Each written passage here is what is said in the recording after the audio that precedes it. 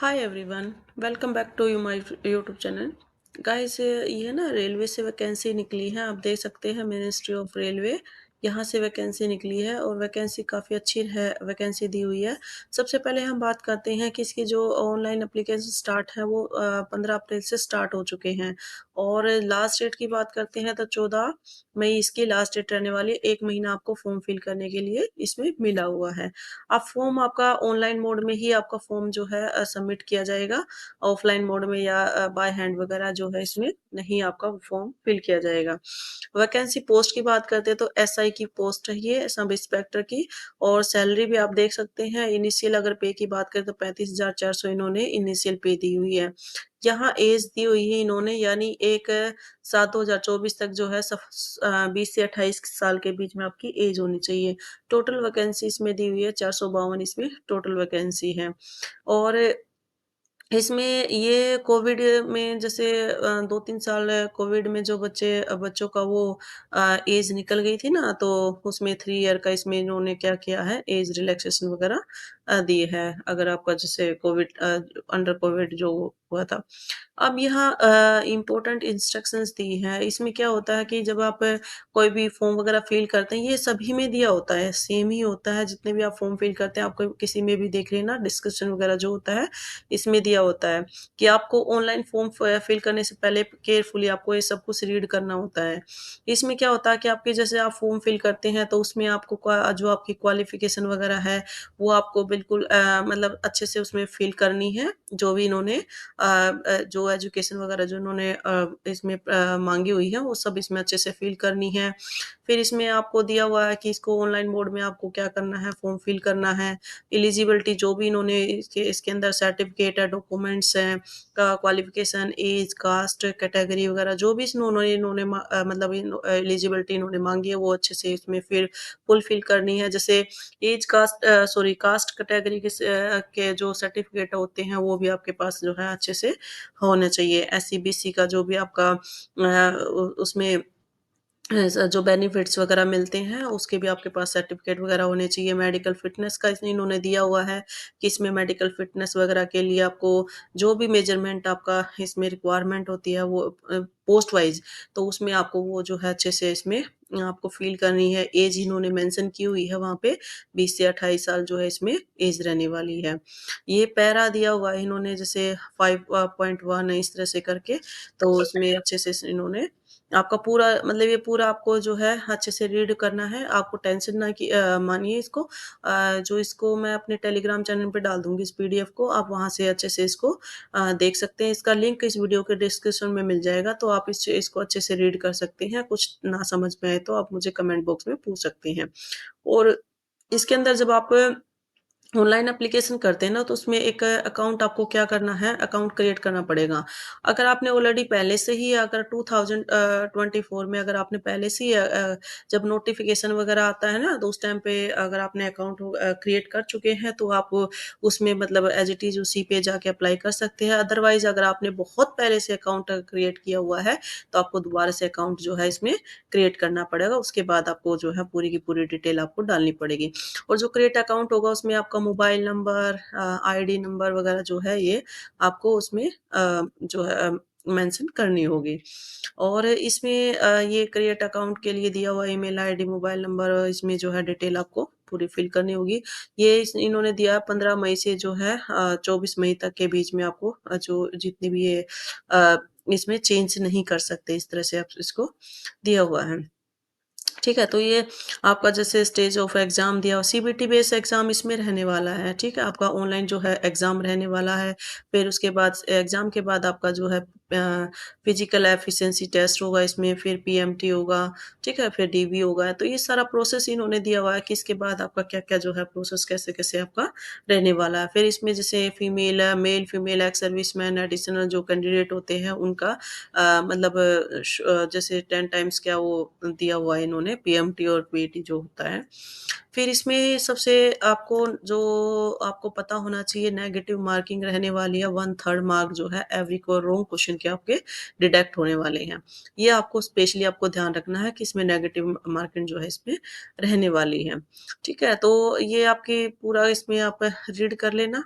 तो मेन-मेन जो था मैंने आपको बता दिया, बाकी इसमें आप सारा वही जैसे आप डॉक्यूमेंट जब भी आप फ़ॉर्म फिल करते हैं उसमें कोई स्पेलिंग मिस्टेक आपके 10th स्टैंडर्ड के जो डॉक्यूमेंट होते हैं ना, वो उसमें आपकी जो भी डेट ऑफ बर्थ, कास्ट जो भी आपकी इसके अंदर दी हुई है, वो आपको इसके अंदर सब कुछ उसका आपका फिल करना है। एक तरह से आपका वो क्या रहेगा इसमें उ उसकी पूरी डॉक्यूमेंट उसके अंदर जो भी आपने स्पेलिंग्स वगैरह जो भी फिल की हैं, फादर्स, मदर्स नेम, अपना खुद का नाम है, आपकी कास्ट है, आपके जो भी बर्थ डेट वगैरह वो सब आपने इसमें फिल करनी है। तो ये सभी इसके अंदर दिया हुआ है, तो आप इसको रीड कर सकते हैं। अब जैसा कि आप इंडियन रेलवे का है तो आपकी नेशनलिटी क्या होनी चाहिए? इंडिया की होनी चाहिए। ये एज लिमिट इसमें दी हुई है एसआई, ठीक है? सब इंस्पेक्टर के लिए है इसमें। अगर आप जैसे नॉर्मल उसमें जाते हैं तो 20 से 25 होनी चाहिए और सी के उससे जाते हैं तो 20 से 28 इसमें एज होनी चाहिए। इसमें एज का पहले इन्होंने दिया हुआ है। एज रिलैक्सेशन जैसे कि सभी फ़ॉर्म्स के लिए होता है, एससी जो एससी, एसटी के कैंडिडेट होता है उसका 5 ईयर का इन्होंने दिया हुआ है। ये पूरा का पूरा एज का दिया हुआ आप इसमें जो है अच्छे से रीड कर लेना क्योंकि अगर एक-एक चीज़ अगर एक्सप्लेन करने लगती हूँ ना तो उसमें क्या होता है वीडियो काफ़ी लंबी बन जाती है। ठीक है? तो मेन-मेन जो चीज़ आपको पता होना चाहिए कि रेलवे में जो है एसआई की वैकेंसी निकली हुई है और उसमें आपकी क्वालिफ़िकेशन क्या रहने वाली है, क्या कैसे आपको फ़ॉर्म फिल करना है, तो ये सब चीज़ें आपको पता होनी चाहिए। उसमें एज क्या रहने वाली है। बाकी आप इसको अच्छे से रीड कर लेना, मैं अपने टेलीग्राम चैनल पे इसको डाल दूँगी और उसका लिंक आपको आप अपने इस वीडियो के डिस्क्रिप्शन में मिल जाएगा आपको, ठीक है? और मेरे टेलीग्राम चैनल को ज़रूर जॉइन कीजिए क्योंकि उसपे मैं जितनी भी वैकेंसी से रिलेटेड पीडीएफ वगैरह होती है ना, वो सब अपने टेलीग्राम चैनल पे डालती हूँ, जो भी डॉक्यूमेंट होते हैं वो सब डालती हूँ। इसमें देखो फीमेल कैंडिडेट के लिए है या तो विडो, डिवोर्सीज़ या जो भी इसमें है ना अनमैरिड वगैरह उसका अलग-अलग एज रिलैक्सेशन इन्होंने दी हुई है जनरल के लिए, ईडब्ल्यूएस वगैरह के लिए। ये आप पढ़ लेना इसको, ठीक है? ये सब आपको इसमें क्लैरिटी दी हुई है। फिर इन्होंने दिया हुआ है डेट ऑफ बर्थ दी हुई इन्होंने 20 से 28 साल है और ये एज लिमिट दी हुई है इन्होंने, तो लोअर एज है, अपर एज लिमिट वगैरह इन्होंने पूरा इसके अंदर दिया हुआ है। यहाँ एजुकेशन क्वालिफ़िकेशन इन्होंने दी हुई है कि अपनी जैसे जो भी एजुकेशन क्वालिफ़िकेशन है वो आप अपने इसमें चेक कर सकते हैं। ये एग्ज़ामिनेशन फ़ी इसके अंदर दी हुई है कि जैसे आपका जो फुल और कैंडिडेट है उसको 500 फ़ी करनी है, पे करनी है और इसके अंदर जो एसटी, एससी और फीमेल है उनकी 250 इसमें रहने वाली हैं, ठीक है? मोड ऑफ फ़ी पेमेंट का दी इन्होंने दिया ऑनलाइन में करना है आपका काफ़ी बच्चे पूछते हैं कि मैम कैसे-कैसे जो है फ़ी वो करनी है, तो ये आपका बैंकिंग, डेबिट, क्रेडिट कार्ड और यूपीआई के थ्रू आपको क्या करना है, इसका जो है फ़ी वगैरह जो है पेमेंट आपको करनी है, ठीक है? ये इसका पूरा वो दिया हुआ है। माइनॉरिटी दी हुई है इसमें जैसे आप किसी भी कास्ट से अगर आप हैं तो जैसे हिंदू, मुस्लिम, सिख, ईसाई जो भी अदर है इसमें उसका आपके पास क्या है सर्टिफ़िकेट वगैरह आपके पास होना चाहिए और डिक्लेरेशन जो होता है माइनॉरिटी जो कम्युनिटी डिक्लेरेशन होता है वो आपके पास होना चाहिए इससे रिलेटेड, ठीक है? तो ये आपका इकोनॉमिकली जो बैकवर्ड क्लासेस से होता है उनके लिए इन्होंने दिया हुआ है, ठीक है? और फिर इन्होंने दिया हुआ है आपका ये सभी आपका इसमें पूरा वो दिया हुआ है कि आपको क्या कैसे-कैसे आपको फ़ॉर्म का पूरा प्रोसेस इसको दिया हुआ आप पढ़ सकते हैं इसमें, ठीक है? तो एक्स सर्विसमैन के लिए दिया हुआ है इन्होंने, फिर आपका सीबीटी का इसका दिया हुआ है, ये एग्ज़ाम पैटर्न सिलेबस है आपका जो एग्ज़ाम पैटर्न वगैरह इसके अंदर दिया हुआ है कि कौन-कौन से जो टॉपिक हैं वो आपके किस लेवल के देखो, सबसे पहले तो आपको ये पता होना चाहिए वेरी इंपॉर्टेंट है जो बच्चे फॉर्म तो फिल कर देते हैं लेकिन उनको यही नहीं पता होता कि एग्ज़ाम कैसे होना है। सबसे पहले तो आपका सीबीटी बेस पे आपका एग्ज़ाम होगा, सीबीटी यानी कंप्यूटर बेस्ड आपका टेस्ट होगा और दूसरा है इसमें आपका ग्रेजुएशन लेवल तक आपका जो है इसमें एग्ज़ाम आने वाला है। थर्ड चीज़ इसके अंदर आने वाली है आपका जैसे इसमें दिया हुआ है कि 90 मिनट्स का जो टाइम ड्यूरेशन रहने वाले हैं, टोटल क्वेश्चंस के 120 रहने वाले हैं। जिस बच्चे को ये सब पता होता है ना, वो जो है सिलेक्शन ईज़िली ले जाता है क्योंकि उसको ये अब इन इसमें नेगेटिव मार्किंग मैंने पहले ही बता दिया था आपके पास जो है और इसमें नॉर्मलाइज़ेशन रहेगा इसमें, ठीक है? जैसे कि सेंटर की वैकेंसी में होता है, ठीक है? है? तो इसमें इन्होंने दिया हुआ है कि मिनिमम जो पास परसेंटेज रहने वाली है वो जैसे ओबीसी के लिए 35, एसटी-एसटी के लिए 30% रहती है। जैसे कि वो नॉर्मल उसमें रहता है वो सेम इसके अंदर रहने वाला है।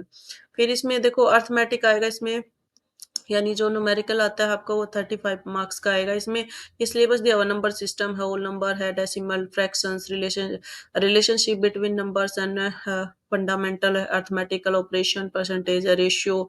ये आपका पूरा का पूरा उसमें दिया हुआ है, अरिथमेटिक दिया हुआ, प्रॉफिट लॉस, एवरेज, इंटरेस्ट, ठीक है। तो फिर आपका वह है अब आता है जनरल इंटेलिजेंस है और रीजनिंग, इसमें 35 मार्क्स की हैं। ये भी इतने ही 35 मार्क्स के इसके अंदर आपको इसमें दिया हुआ है एनालॉजीज, सिमिलरिटीज और डिफरेंसेस, ठीक है।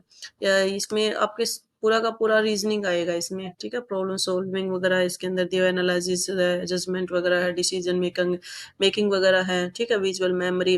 अब ये जनरल अवेयरेंस 50 मार्क्स की रहने वाली है, ठीक है। जनरल अवेयरेंस में आपका क्या होगा, एक तो करंट अफेयर इसके अंदर रहता है और आपका जो स्टैटिक जीके है वो इसके अंदर आती है। तो ये आपका टोटल आ गया। अभी देखो ये 50 नंबर का ये है और 35-35 का ये है, तो 70 120 का टोटल इसमें रहने वाला है। ये आपका पीईटी रहने वाला है और पीएमटी रहने वाला है, ठीक है। तो आप अपना इसमें देख सकते हैं। ये कैटेगरी वाइज इन्होंने दिया हुआ है, सब इंस्पेक्टर की मेल की और सब इंस्पेक्टर फीमेल की है, ठीक है। इसमें आपका टाइम ड्यूरेशन दिया हुआ है कि जब आप पीईटी होगा तो मेल के लिए कितने का रहने वाला, फीमेल के लिए पूरा इसके अंदर दिया हुआ है। आपको अगर ये देखो, हाँ, ये जो 12.1 है ना, ये आपको देखो फ़ॉर्म तो हर कोई भर लेता है। आपको 12.1 है, ये आपके लिए वेरी इंपॉर्टेंट है। आपका सिलेबस भी इसमें मेंशन किया हुआ है और आपका पूरा इसके अंदर कितने नंबर का आएगा, टाइम ड्यूरेशन कितने उसकी है और इसमें नेगेटिव मार्किंग कितने रहने वाली, पूरा दिया हुआ है। ये फिजिकल इसका ये दिया हुआ है कि कैसे-कैसे होने वाला, कितना उसमें, ठीक है? ये पूरा का पूरा दिया हुआ है इसके अंदर। तो ईज़िली सिलेक्शन की तरफ आपके जो है ज़्यादा चांसेस बढ़ जाते हैं। फिर ये ट्रेनिंग का इसमें दिया हुआ है, हाउ टू अप्लाई, आपको एक-एक स्टेप दिया हुआ है कि आपको कैसे-कैसे इसमें अप्लाई करना है, ठीक है। ये आपका लिस्ट ऑफ उसकी वेबसाइट दी हुई है। आपको जो भी आपको ना फॉर्म वगैरह फिल होने के बाद आपके जो एडमिट कार्ड वगैरह वो सब है ना, इस वेबसाइट पे मिलेगा। तो ये वेबसाइट आप अपने जो जहाँ जिस भी आप स्टेट से हैं, आप अपनी इस वेबसाइट को ज़रूर नोट करें, ठीक है। तो इस पे आप अपना ईज़िली जाके उस पे चेक कर सकते हैं। ये पूरा का पूरा है मॉडिफिकेशन वगैरह ऑफ एप्लीकेशन वगैरह, जब आप फॉर्म वगैरह में कई बार मिस्टेक वगैरह हो जाती हैं तो उसका ठीक है, करेक्शन वगैरह होता है। ये पूरा इसके अंदर दिया हुआ आप पढ़ लेना, ठीक है। ये इसकी पूरी फुल फॉर्म दी हुई है, जैसे सीबीटी का मतलब क्या होता है, ठीक है। डीवी का मतलब क्या होता है, ये सब फुल फॉर्म वगैरह दी हुई है इन्होंने। पे स्केल दिया हुआ है इसका, जो पहले भी दिया हुआ था, और मिनिमम क्वालिफिकेशन मैंने पहले ही बताया कि ग्रेजुएशन लेवल इसकी जो है क्वालिफिकेशन रहने वाली है, ठीक है। तो इसमें सब इंस्पेक्टर की स्कीम में वैकेंसी है, टोटल इसमें वैकेंसी डिफाइन की हुई है कि कितनी किसकी रहने वाली है, ठीक है। तो ये टोटल इसमें दिया हुआ है। तो भई ये थी आपकी रेलवे की जो है वैकेंसी है, और काफ़ी अच्छी वैकेंसी दी हुई है, सब इंस्पेक्टर की वैकेंसी है, सैलरी पैकेज भी काफ़ी अच्छा दिया हुआ है। तो जो भी इंटरेस्टेड कैंडिडेट है वो इसको ज़रूर फ़िल कीजिए, और इसमें साथ-साथ आपको जो मैंने बताया था 12.1 जो आपका है पैरा है, उसको ज़रूर ध्यान से कीजिए, क्योंकि सिलेक्शन जो है आपका वही दिलाएगा। आपका पूरा सिलेबस डिफाइन किया हुआ है उसके अंदर, पूरा अच्छे से इसमें एक-एक चीज़ बिल्कुल मेंशन की हुई है, ठीक है? और सीबीटी और नेगेटिव मार्किंग है इसमें रहने वाली है, ठीक है? तो आप थोड़ी-सी मेहनत करेंगे तो अच्छे से सिलेक्शन इसमें ले जाएँगे। और इस तरह की लेटेस्ट वैकेंसी के लिए और लेटेस्ट अपडेट के लिए आप मेरे इस चैनल को सब्सक्राइब ज़रूर कीजिए, लाइक, शेयर कीजिए और बेल आइकन दबाना ना भूलें, जिससे आने वाली वीडियो का नोटिफ़िकेशन आपको मिलता रहे। और गाइज़ कुछ मेरे हेल्थ इश्यूज़ थे, थोड़ा-सा तबीयत ठीक नहीं थी, तो मैं अभी जो सीटेट के लिए है मैंने जो एनसीईआरटी की क्लास का जो प्रॉमिस किया था, वो मैं डाल नहीं पाई, उसके लिए सॉरी। और मैं अभी जो है उसको कंटिन्यू करने वाली हूँ, तो आप आपका जल्दी से जल्दी 1 दिन में मतलब 3-4 जो है क्लासेस डाल के मैं सिलेबस जो है अपनी तरफ से कराने की कोशिश करूँगी। तो आप मेरी सीटेट वाले भी अभी जो है टेंशन ना रहे, क्योंकि आपका तो जून में जाके एग्ज़ाम है, तो अभी अप्रैल, मई 2 महीने में आपका जो है सिलेबस आपका कंप्लीट हो जाएगा। एनसीईआरटी मैं कंप्लीट करा दूँगी, ठीक है? जो आपका पीआरटी वाले हैं वो भी टेंशन ना लें, तो 3rd, 4th, 5th की 6 टू 8 तक की आपका सिलेबस जो है एसएसटी का और एनवायरनमेंट स्टडी जो है वो सब कुछ कंप्लीट हो जाएगा। तो आप मेरे चैनल को सब्सक्राइब ज़रूर कीजिए, ठीक है? लाइक भी कर दिया करो जिससे भी मेरे को पता चले कि आप जो है आपके पास टाइम टू टाइम जो है वैकेंसी मिल रही है। और भई मुझे ये भी आप बताएँ कि आप कहाँ से इसको जो है वीडियो को देख रहे हैं किस, ताकि आपके स्टेट की भी कोई अगर लेटेस्ट वैकेंसी आती है तो मैं वो उसकी भी जो है वीडियो बना के आप तक पहुँचाऊँ। तो आप मुझे ये ज़रूर बताएँ कि आप कहाँ से इस वीडियो को देख रहे हैं, आप कौन से स्टेट से हैं और कौन-सी वैकेंसी किस तरह की वैकेंसी आप जो है जानना चाहते हैं। थैंक्स।